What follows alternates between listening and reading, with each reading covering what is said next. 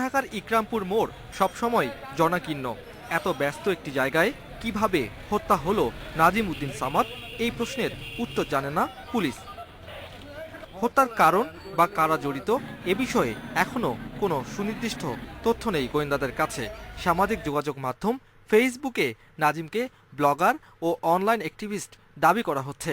এ হত্যাকাণ্ড অন্য ব্লগার ও মুক্তমনাদের হত্যাকাণ্ডের সাথে সংশ্লিষ্ট কিনা তাও খতিয়ে দেখছে পুলিশ। যারা খুন করেছে তারা পূর্বেই তার পরিচিত ছিল এবং সেভাবেই তারে খুন করেছে বলে প্রাথমিকভাবে মনে হয়। বিভিন্ন সামাজিক যোগাযোগ মাধ্যমে প্রচারণা হয়েছে যে তিনি ব্লগার ছিলেন। আপনি জানেন যে ব্লগার নিয়ে অনেক কিছু হয়েছে গত 2-1 বছর ধরে। সেই হত্যাকাণ্ডের সাথে এটি কোনো মিল বা সাদৃশ্য খুঁজে পেয়েছেন কিনা সেই বিষয় নিয়ে একটু। না, আমরা কোনো সাদৃশ্য বা মিল খুঁজে পাইনি। এদিকে নাজিম হত্যার প্রতিবাদে বৃহস্পতিবার উত্তাল ছিল জগন্নাথ বিশ্ববিদ্যালয়। মূল ফটকের সামনে জড়ো হওয়া প্রতিবাদের এক পর্যায়ে যান চলাচল বন্ধ করে দেয় শিক্ষার্থীরা। এতে ইংলিশ রোড, ভিক্টোরিয়া পার্ক এলাকায় তীব্র যানজট সৃষ্টি হয়।